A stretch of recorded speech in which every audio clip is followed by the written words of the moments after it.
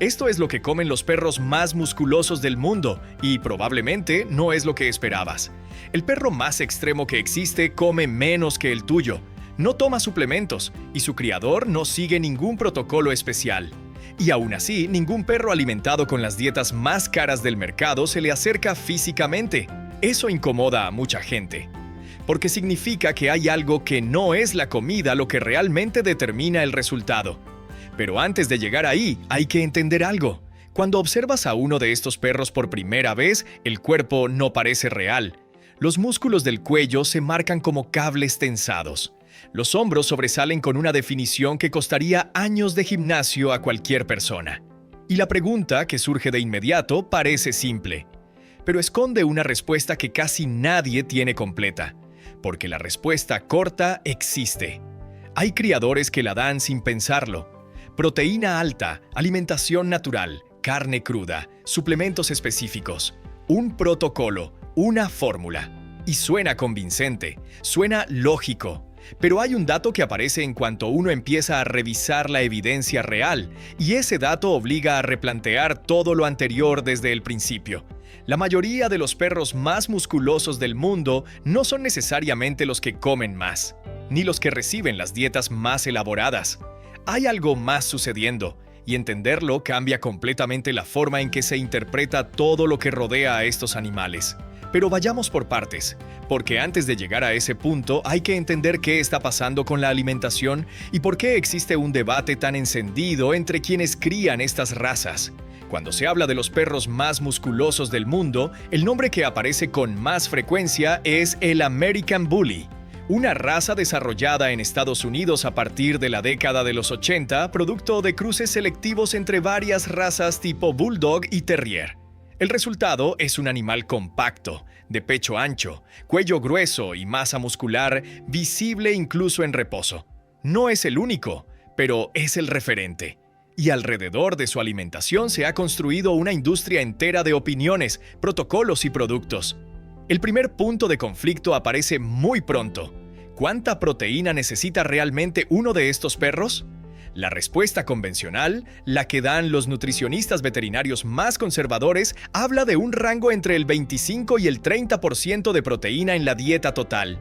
Suficiente para mantener la masa muscular de un adulto en condiciones normales, pero dentro de las comunidades de criadores ese porcentaje se considera insuficiente. Algunos recomiendan elevarlo hasta el 40%, otros hasta el 50%. La justificación es que un perro con alta actividad física y con una genética orientada al desarrollo muscular necesita más materia prima para construir y reparar tejido. Y aquí aparece el primer problema real, porque más proteína no siempre produce más músculo.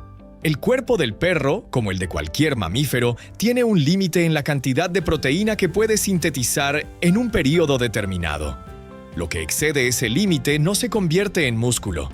Se convierte en energía o se elimina. Lo que sí está claro es que hay una diferencia entre suficiente y excesivo, y esa diferencia depende de cada perro, de su nivel de actividad y de su estado fisiológico. Pero ese dato deja una pregunta que todavía no tiene respuesta. Si el porcentaje de proteína no es el factor decisivo por sí solo, entonces, ¿qué es lo que realmente marca la diferencia en la musculatura de estos perros? El segundo frente del debate tiene que ver con el tipo de alimentación, no con la cantidad. Y aquí la discusión se pone más interesante. Por un lado están quienes defienden el concentrado o pienso de alta gama. Formulaciones específicas para razas musculosas, con porcentajes controlados de proteína animal proveniente de pollo, salmón, ternera o cordero, sin rellenos de cereales innecesarios, con ácidos grasos omega 3 y omega 6 para la salud del pelaje y la piel. Un producto calculado, constante, fácil de dosificar y con composición garantizada en cada toma. Por el otro lado están los defensores de la dieta BARF, Biologically Appropriate Raw Food, alimentación cruda biológicamente apropiada. La premisa es directa. El sistema digestivo del perro moderno sigue siendo el de un carnívoro. Está diseñado para procesar carne cruda, huesos carnosos, vísceras como hígado y riñones. Y en menor proporción, vegetales y frutas, no cereales, no subproductos, no ingredientes procesados que el cuerpo canino no reconoce con la misma eficiencia. Quienes aplican esta dieta reportan mejoras en la digestión, en el estado del pelaje y en la definición muscular de sus perros. Pero la dieta BARF tiene sus propios riesgos. Un equilibrio mal calculado puede generar deficiencias de calcio, de fósforo, de vitaminas liposolubles. Un exceso de vísceras puede intoxicar. Y si el propietario no tiene acceso a orientación veterinaria especializada o no dedica tiempo real a planificar cada comida, el resultado puede ser peor que una alimentación comercial de calidad media.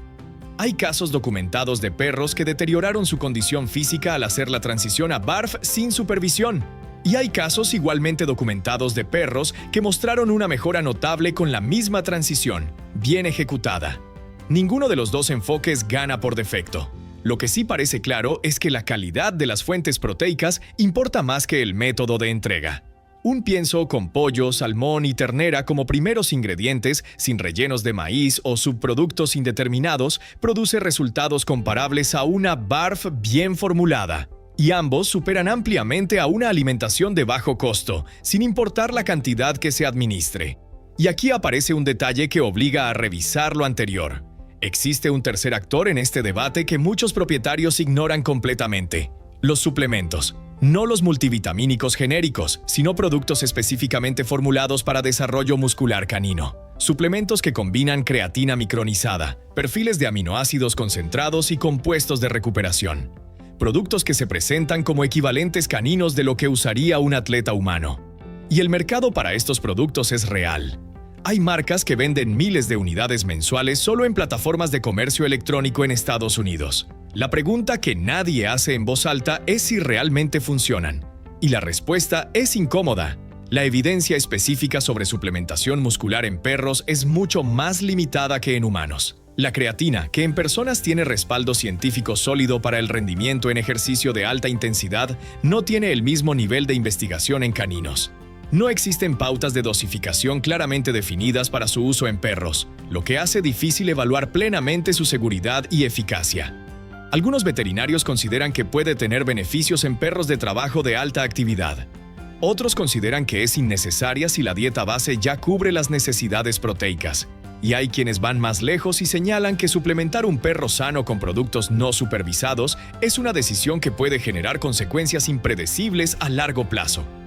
Pero todo ese debate sobre alimentación, sobre BARF versus concentrado, sobre proteína al 30 o al 50%, sobre suplementos sí o no, se sacude desde la base cuando aparece el dato que mencioné al principio.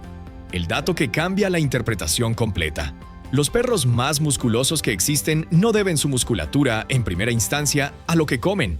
La deben a un gen, se llama gen de la miostatina, y su función normal es inhibir el crecimiento muscular. En condiciones ordinarias, este gen actúa como un regulador.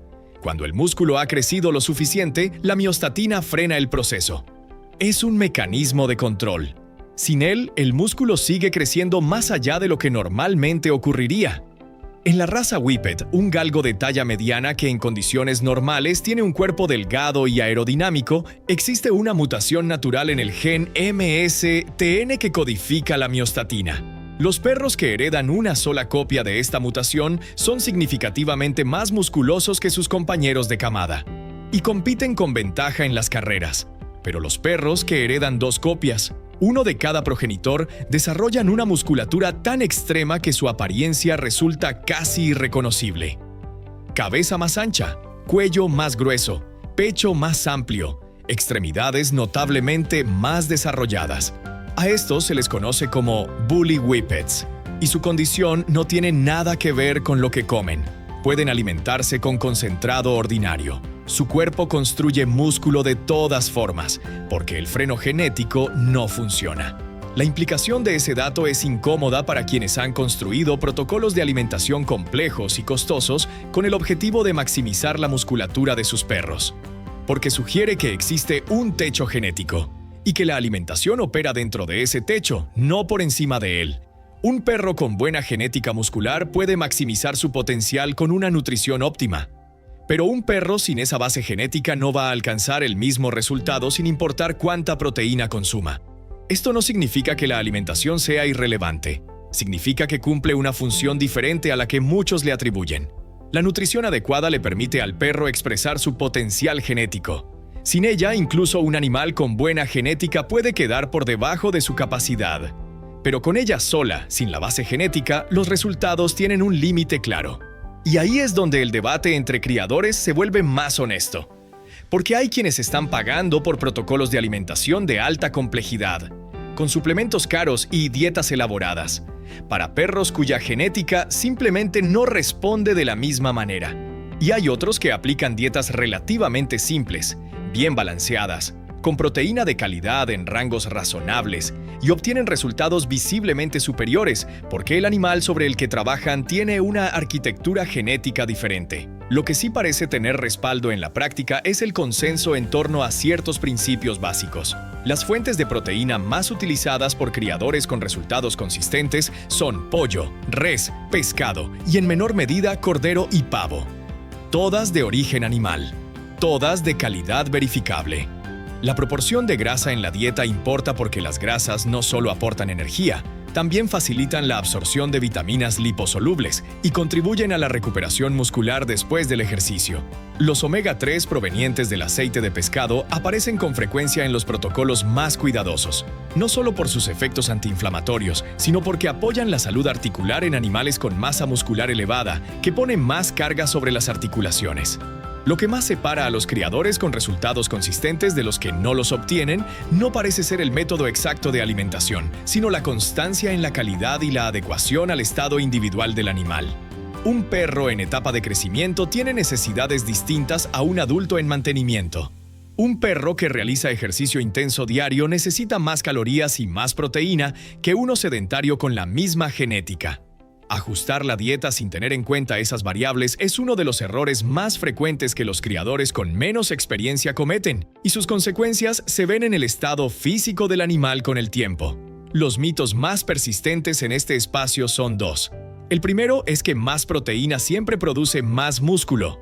Ya vimos que no. El segundo es que estos perros comen cantidades enormes. La realidad es que muchos de los ejemplares más definidos que aparecen en competencias consumen porciones moderadas, calculadas con precisión, no las raciones generosas que el aspecto del animal podría sugerir. La sobrealimentación produce grasa, no músculo. Y la grasa oculta la definición que hace visible la musculatura.